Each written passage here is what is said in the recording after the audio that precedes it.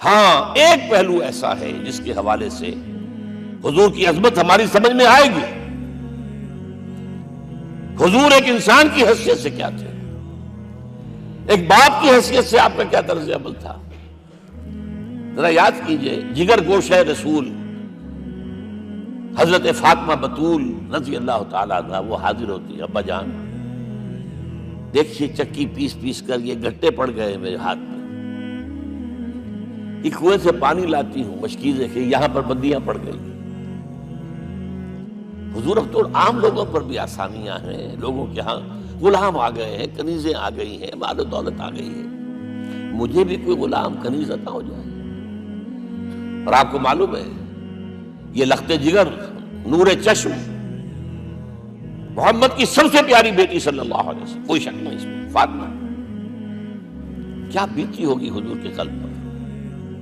لیکن فرمایا کیا بیٹی، یہ دنیا کی چیزیں ہمارے لیے نہیں ہیں، میں تمہیں اس سے بہتر شے دیتا ہوں. تسبیح فاطمہ ہر نماز کے بعد 33 مرتبہ سبحان اللہ، 33 مرتبہ الحمدللہ، 33 مرتبہ اللہ اکبر کہہ لیا کر. لیکن سوچ لیجئے دل پر کیا گزری ہوگی صلی اللہ علیہ وسلم. حضرت عائشہ سے پوچھئے، حضرت خدیجہ سے پوچھئے حضور کیسے شوہر تھے، آپ سے زیادہ خواتین کے حق میں نرم، گھر کے کام کا جھاڑو دے رہے ہیں، کپڑے جو ہیں بوسیدہ انہیں سی رہے، گھر میں بیٹھے ہوئے یہ کام کرتے تھے.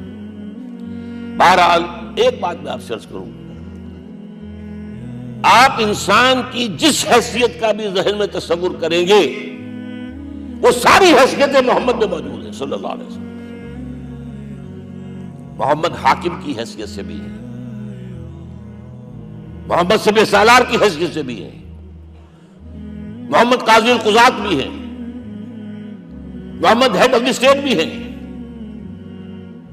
محمد بیویوں والے بھی ہیں، اولاد والے بھی ہیں، محمد 5 وقتہ امام بھی ہیں، جمعے کے خطیب بھی ہیں، مدرس قرآن بھی ہیں، مربی بھی ہیں، مزکی بھی ہیں، اور ہر میدان میں بلند ترین مقام. کوئی ایسی جامع شخصیت ملے گی؟ ہمارے ہاں تو حال یہ ہے کہ جو خطیب صاحب ہوتے ہیں وہ 5 وقتہ نماز کیسے پڑھا سکتے ہیں؟ ان کا تو اونچا مقام ہے. 5 وقتہ نماز کے لیے تو علیحدہ چاہیے امام آپ کو. اور وہاں بھی ایک امام سینئر ہوگا، وہ عشاء مغرب اور فجر پڑھائے گا، ایک جونیئر ہوگا بیچارہ، وہ جو خاموش نماز ہے وہ پڑھائے گا. 5 وقتہ نماز پڑھا رہے ہیں محمد صلی اللہ علیہ وسلم، اور خطیب بھی وہی ہے، مربی بھی وہی ہے، مزکی بھی وہی ہے. ہمارے ہاں جو لوگ تزکیہ نفس کے میدان میں ہیں وہ پھر جماعت کبھی نہیں کراتے، کبھی نہیں دیکھا ہوگا آپ نے کسی صاحب کو کراتے ہو. یہ جامعیت جو ہے، جامعیت کبریٰ. میں صرف ایک بات کہا کرتا ہوں، ایک اعتبار سے حضور کا اسوہ نامکمل ہے. آپ مجھے سوء ادب کا مرتکب نہ قرار دے دیں. اسوہ کیا ہے؟ عورت کے لیے اس کی اپنی نسوانی زندگی کے لیے اسوہ آپ میں نہیں ہے.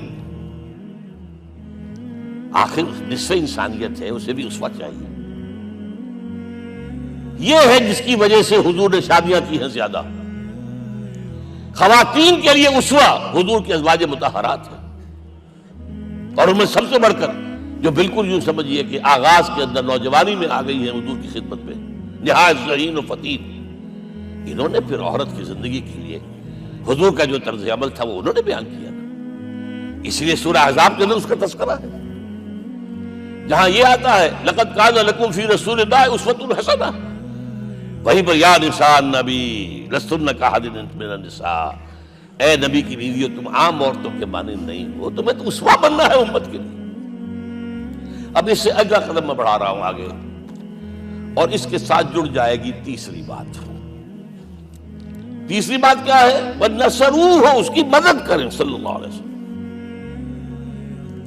پہلی بات تو یہ نوٹ کیجئے، حضور انتہائی غیور انسان تھے، انتہائی غیور. یہ کہا جاتا ہے کہ اگر حضور گھوڑے اس میں سوار ہوتے تھے اونٹ پر، اور آپ کا کوڑا نیچے گر گیا تو آپ یہ کسی سے نہیں کہتے تھے کہ ذرا یہ میرا کوڑا مجھے پکڑا دینا، یہ بھی گوارا نہیں تھا. آپ اونٹ بٹھا کر نیچے اتر کر اپنا کوڑا خود اٹھاتے تھے. کسی سے اپنے ذاتی کام کے لیے کوئی مدد مانگنا امکان ہی نہیں.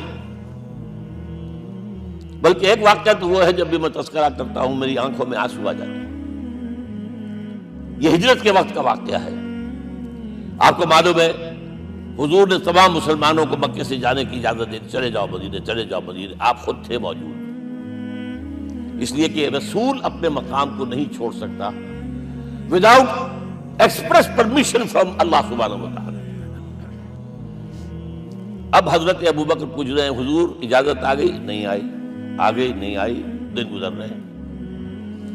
حضرت عائشہ کی روایت ہے ایک روز ہم نے دیکھا دوپہر کے وقت آ رہے ہیں حضور، کپڑے سے اپنا سر جو ہے ڈھانپا ہوا ہے.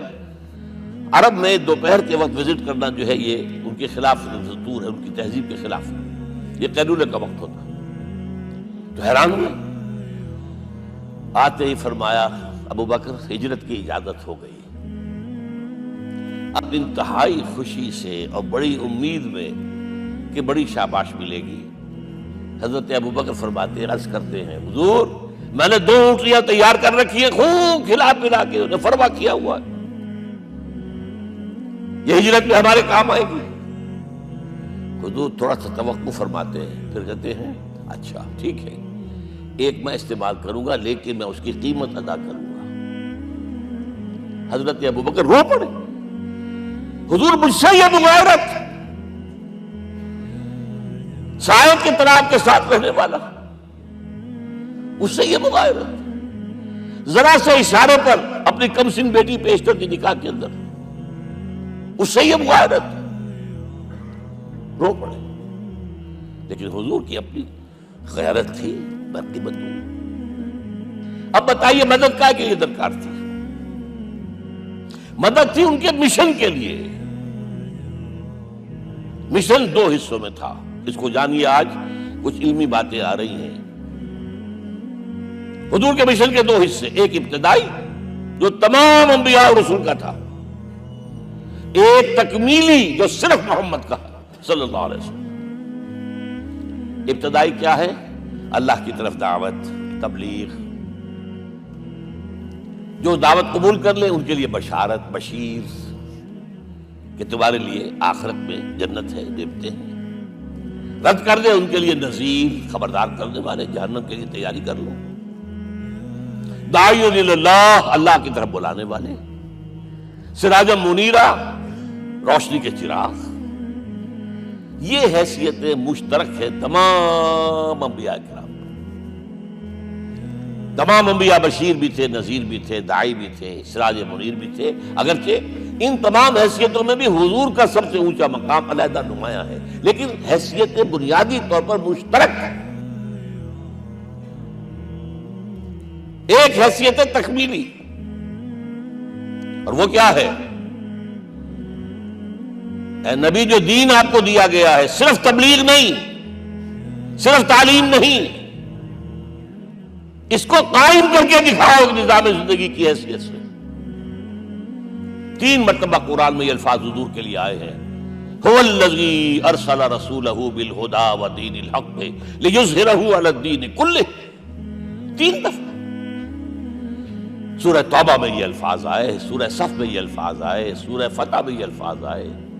وہی اللہ جس نے بھیجا ہے اپنے رسول کو صلی اللہ علیہ وسلم، الہدا قرآن حکیم، ہدایت کاملہ، اور نمبر 2 دین حق. یہ 2 چیزیں دے کر بھیجا. کس لیے؟ تاکہ اس دین کو غالب کرے پورے نظام زندگی پر. یہ معاملہ ذرا سوچئے. اور یہ حضور کے لیے 3 دفعہ، اور کسی اور نبی کے لیے 1 دفعہ بھی نہیں. قرآن مجید کے اس نقطے کو ذہن نشین کر لیجیے.